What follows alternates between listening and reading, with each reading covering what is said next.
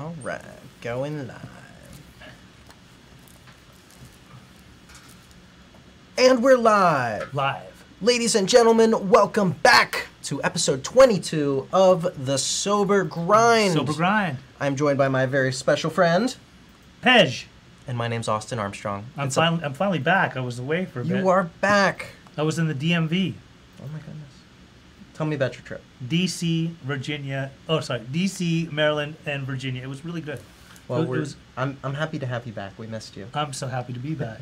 Tell me about your trip. I just had a great time on the East Coast. I was, going to certain agencies and certain schools and certain churches and just talking to people about addiction and alcoholism. And it was a good trip. It was fun filled. Went to some conferences and things like that. So, which was your favorite state in the limited time that you spent there?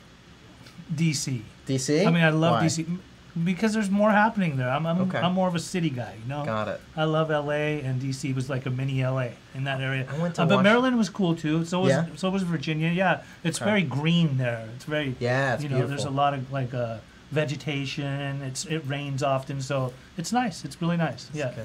I went to Washington, D.C. in 8th grade for a field trip, and that was my only experience there. I saw a ton of students walking around, just absorbing all of the history, the nation's history. Yeah. It was good. That was cool. I'd like to go back. Yeah. Maybe. Well, maybe one day. Anyway, today... How's everybody doing today? Yes, how are you? Let us know where you're at.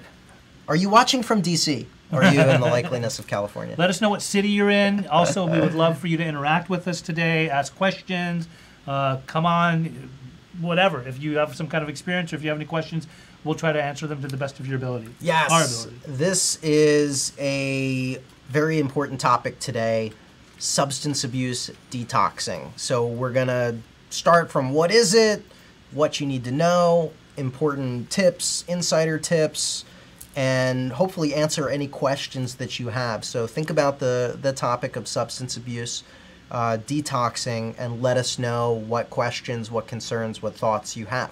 Mm-hmm. So let's just jump right in. Okay. What is substance abuse detoxing, Pej? Okay, well, so when people are obviously using substances, their bodies will grow, they'll have a dependency upon the substances depending on what they are. Mm-hmm. Some substances obviously are easier to detox than others. There's opioid detox, which is much different than, for example, an alcohol detox or a benzodiazepine detox, and a lot of people, methamphetamine detox and cocaine detox are very similar to each other as opposed to the other, and each one has its own category, each one has its own type of detox. So yeah, and people's bodies grow a dependency, and there's always going to be a withdrawal, where they'll experience the withdrawal symptoms and going through withdrawal. So depending on what they've been using and how long they've been using it, they need to, when they come into treatment, detox is usually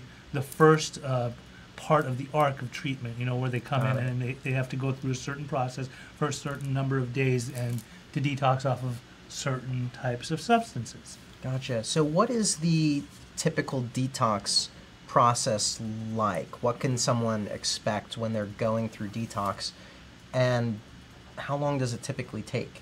Well, it depends. Like, for example, okay, so let's say somebody's coming off of opiates, right? Opioid addiction, pills and such, and heroin. Usually, they come in and they're given buprenorphine, which is, it within itself is an opiate, but it has, an antagonist blocker. So basically, they will be put on it for a few days, anywhere from 3 to 7 to 10 days, depending on, how long they've been using. And they will taper them off of that. And it sort of takes away from the pain that they would be enduring, as opposed to if they were just to do a raw detox, like where it would be nothing and cold turkey just quit. Now, if it was, let's say, for example, a benzodiazepine detox, there's so many different kinds. So, I mean, there's Ativan, there's Klonopin, there's so many different types. And that within itself is an anxiety killer. And it's used sometimes to help people detox off of other substances. But sometimes people grow a dependency on benzos, So that there's two types of substances that could, if you don't get detoxed properly, it could result in death. One is alcohol and one is benzos. So Got it. if that one it ranges. It could have different. Wow, that's time tough. Using benzos to detox off of something else, Right. and then benzo itself being a very difficult drug to detox off of. Yes. See, some Wow. people are prescribed benzos, like Xanax Yeah. and things like that. And then a lot of kids these days, or just people, will abuse their benzos because, it is an anxiety killer, obviously. And a lot of people would take them if they're using other substances when they're out there. Like, say, for example, somebody is using meth when he's coming down because of all the anxiety that they can experience and turmoil. They will take benzos to kind of like take the edge off. So then they have that dependency towards the benzos. A lot of times when people come into detox, they are polysubstance abusers, so it's a variety of different types of drugs that they have been using that they're going to have to detox off of. So a benzo detox can take anywhere from a few days to, sometimes I've seen them up to 30 days. Oh, wow. Okay. Where they have to, wean them off and taper them down little by little. Mm-hmm. Yeah. Gotcha. So you kind of touched upon this. What, in your opinion, are the easiest drugs to detox off of, and what are the hardest? Would it be alcohol and benzos, or what's your opinion? Of Again, all no, the drugs out there. alcohol and benzos I think are some of the hardest ones. Right. I mean, alcohol, you will be usually prescribed some benzos and other types of, but I've seen actual alcohol tapers where they have to give the person alcohol Right. and taper them down until they get them level to the point where they're normalized. But also a lot of alcoholics, when they are detoxing, they have DTs, delirium tremens. So they have hallucinations. They have the shakes. So it can be very rough. It's not easy, right? And then same goes for benzos. Now, an opioid user, when they're detoxing, if they have the right medical attention and the right kind of medications, then they can have more of an easier type of detox where they have less body aches, body pains. A lot of their gastral systems, they're given medications for that so that they won't have all of the problems that come along with the opioid withdrawals. As far as meth and coke, a lot of times they will be given something for their anxiety, but then there's a lot of rest that needs to be had. So there will be a lot of sleeping. They need to be properly, they haven't had the best nutritional usage on a daily basis. They don't eat as much. They're famished. They need to be rehydrated. So they go through a lot of resting, eating, drinking, trying to replenish their body back to normal. And then marijuana, which a lot of times there's not much of a detox, but there's definitely withdrawals as far as people will become more agitated, more angry. But marijuana is probably like the least, the easiest one, if anything. If there is any, there's not really a lot of detoxing from marijuana. Not a lot. Nobody really goes to detox for marijuana. Gotcha. Yeah. Gotcha. So what kind of, from your experience, your expertise, what, if any, insider tips or pieces of advice would you offer to anyone, both that they themselves are going through detox, or if it's a parent of someone that's going through detox? What different things would you offer them? A lot of people, there's a lot of addicts, especially opioid users, that go through detox. They know the get down. They know what they're in for. They know that it's a place to rest. They know that it's going to be a place where it should be a safe environment. Detox needs to be a safe environment. It gets you out of your element. You're no longer at home trying to dry out. A lot of people attempt to detox themselves. A lot of people attempt to get sober on their own. A lot of people, the same people that they get their drugs from, they'll get their detox medications from, like buprenorphine, which is Suboxone, Subutex, things like that. But when they come into detox, prepare to be in a safe environment where you can rest a lot, where you will have the proper medical staff that will oversee you and make sure that you have all of your vitals are done, that your medications are proper, that you'll see a psychiatrist, you'll see a nurse practitioner that's going to prescribe you the proper medicine in order for you to have a nice, smooth detox.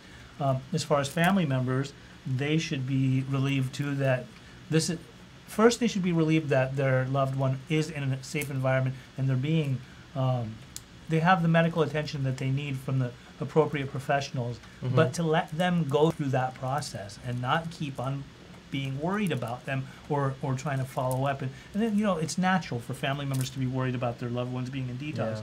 But this is a time for them to be in sort of like a tranquil environment to where they can, land the ship and let the ship just set off all of its engines to the point where they can just be normalized. The whole process of detoxing is to be able to get somebody to some kind of normalization as opposed to what they've been going through and what they've been putting through their bodies through. So it's not easy. Detox is the hardest part of treatment that I've seen is when people go through detox. But if they can get over that hurdle, then there's bigger fish to fry. But it's possible for them to do it because they will be somewhat, the fog has cleared a little bit more as opposed to what they were caught up in before. Just takes that first big step. Yes. Yep. Well, I have a couple more questions that I want to get into, but I'd love to open this up to our audience and viewers as well. What questions do you have? What thoughts do you have on drug, alcohol, substance abuse, detox? You have any questions coming in? Any questions? If you have any questions, ask them. In the meantime, I do want you guys to know that we have another Facebook page called Ask an Addiction Specialist. Yes, we do. It's down there in the link. You can always just type it up in the bar up there too, Ask an Addiction Specialist. If you ever have any kind of questions that are based around addiction, alcoholism, anything like that, you can come and ask. If you're suffering and you have a question, feel free to come ask. If you have a loved one that you're worried about, feel free to come ask. We always have professionals who are readily available that will answer your questions. And there are a lot of people that are in recovery that have experience with, addiction and alcoholism that would be glad to answer your questions too. So ask an addiction specialist. You can always just request to be part of that group, and we would love to add you to it. Yeah, absolutely. And to tie on to that as well, this podcast, in addition to the live stream video, is made possible and accessible through iTunes, through Google Play, through iHeartRadio, any platform that you're listening to podcasts on. Check us out on there, Sober Grind. There's links to Google Play and iTunes in the description of this video. We would very much appreciate it if you could write a review, share it with your friends, and continue to help us spread this message of hope. Yes. Yeah. So let's keep going in. Okay. So I want to talk a little bit about detox drinks, drug detox drinks, commonly used for marijuana, weed, sometimes opiates I was reading as well, kind of the at-home detox kits, so to speak. What's your opinion on them? What do you know about them? How effective are they? And what are the pros and cons of doing something like that versus a professional, going through a professional facility to detox? Okay, so let me just say, from my own experience, for a person that used to try to hide his drug use, there used to be these things called head shops. I'm sure they're still around in various towns. And they will sell you certain products to clear out and flush out your system. Sometimes people want to go for a job interview, or sometimes people want to, sometimes people are being tested by their family members, their parents. And so people have figured out ways to overcome these tests. They have these tests to overcome a positive test so that they won't be... Interesting. Yeah. So, So it kind of masks it, or... The addict and the alcoholic will go to any lengths to hide their addiction. So they go and they buy these... sometimes they come in liquid forms. Sometimes they come in Whizzonators. We won't even go into that. Whizzinator. That's a whole other I story. can only imagine. Okay. And the ones that come in liquid form often... you're supposed to drink it a couple of hours before your drug test. And it flushes your system. So, and it always, for some odd reason, requires about 2 gallons of water to go along with it. So it has they have different flavors and things like that. But I think Tommy Chong used to have one called Urine Luck. Which, oh my goodness! Yeah. So basically, it would You're in luck. it would clear you out, it'd clean you out, and you can pass drug tests with it. So it's not really like Wow. you're really detoxifying yourself. You're not going Yeah. through a detox. Your body is just basically being flushed, and then you can mask your system so that when you do actually take the test, it doesn't show that you have a positive. So a lot of kids are doing that these days because they want to pass a drug test. Kids are so clever. A lot of people do it. A lot of people do it for when they go to get a job interview or something like that. They seek those products out. Gotcha. So there's nothing about it that has anything to do with detox. If a person's gonna get really clean, they need to actually get clean the right way, not Got fake it. the funk. Gotcha. Yeah. Thank you for that insight. Yes. So we have a question from the audience here. So do these juice bottles that you can buy over the counter, they don't really detox your body? Well, that's a whole different type. I think the juice bottles that they sell in the stores and things like that over the counter, I think that's a whole different thing. Like when you go to one of those, Like a juice cleanse? yeah, juice cleanse is a whole different type of detox. But I think the thing that you were talking about was more for people that are trying to mask their systems and flush Right. their systems. Yeah, gotcha. Great question, though. Yeah. So I guess the last question that I can think of is what's the next step after detox?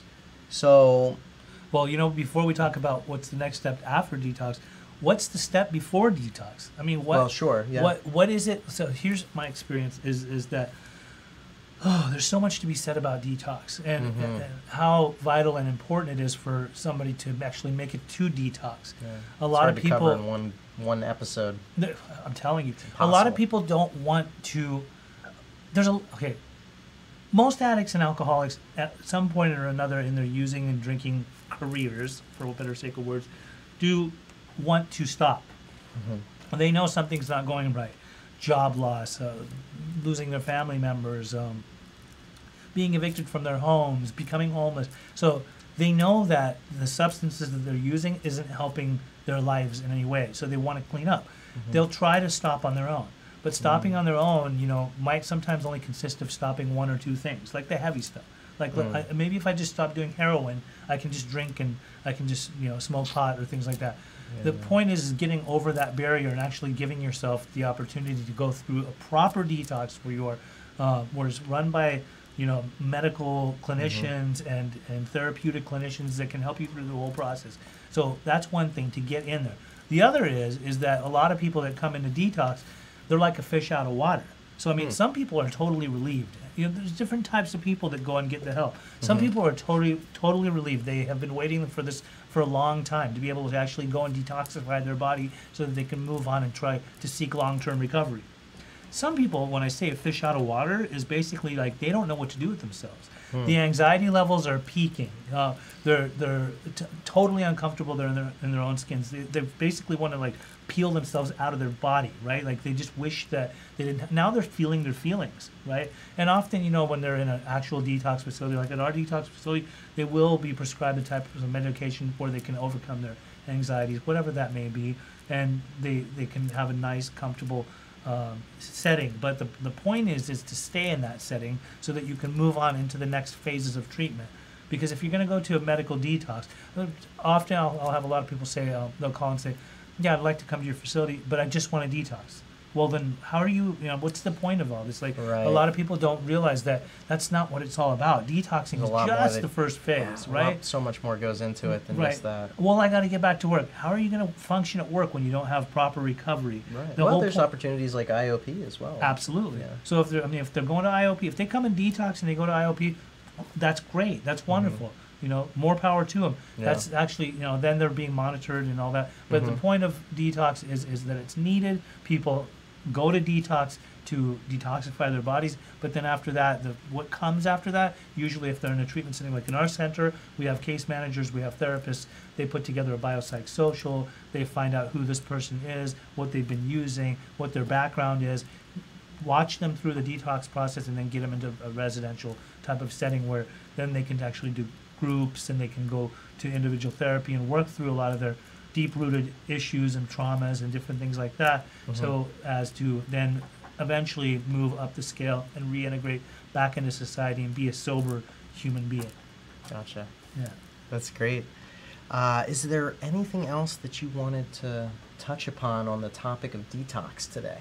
I think we pretty much touched upon it That all. was a great Um, little overview. Anybody's if you ever know anybody that's suffering with drug addiction, alcoholism, and you don't know what to do, you can always call me. You can call us. You can message me. We do interventions. We try to help people in any capacity. Doesn't matter who they are. There's always resources out there. You can just contact me, and I'll do whatever I can to help anybody. Get the help that they need. That's amazing. Well, thank you so much for sharing your expertise, Pej. As always, this podcast is made possible by Beginnings Treatment Centers, an amazing Orange County-based treatment facility that handles all levels of care, no matter where you're Full at. spectrum. Full spectrum, full continuum of care. Give them a call at 800-387-6907 or beginningstreatment.com.